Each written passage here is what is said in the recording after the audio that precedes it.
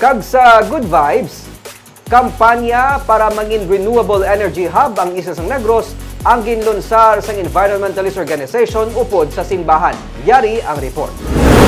Ang 16 kilowatt solar power installation project sa Central Philippine State University Sipalay Campus pinalang sa mga nakabulig sa balayran sa kuryente sa eskwelahan kag nakapasanyog sa kampanya sa pag-amlig sa palibot. Ginsiling ni CPSU President Aladino Moraca nga dako ang potensyal sang solar power gani tuyo nila nga mag-invest ang dugang pa nga masobra 20 million pesos para sa solar installation project sa 11 ka mga campuses sa Isla Sang Negros kabahin sa ila 5-year development plan. Ang pag-reduce sa bill is one, but ang contribution naton sa nature dako-dako nga bagay amo nang fulfillment namon mo. We need to invest.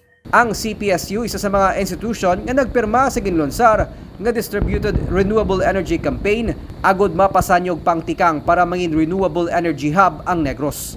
Ginsiling ni Ted Lopez, Executive Director sang Alter Trade Foundation Incorporated, kinahanglan mapabaskog pang transition sa paggamit sa renewable energy halin sa paggamit sang fossil fuel agud mapahagan-hagan ang epekto sang climate change nga nakaapekto sa agrikultura.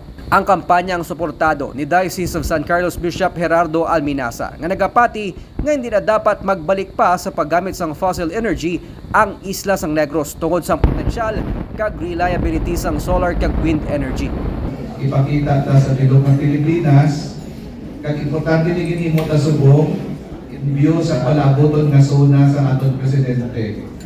Kakabalon ta aton mga negosyante hindi na kinahanglan magliko pa kita sa LNG o fossil gas para na mag-abot kita sa isa ka maayong energy sources. Kundi ari na diretso na kita sa renewable energy, no? Para kay Moraca, dapat man matigayon ang pagtukod sang solar panel factory sa tinutuyo nga malabot ang ginahandom nga renewable energy sustainability. We need to combine our effort.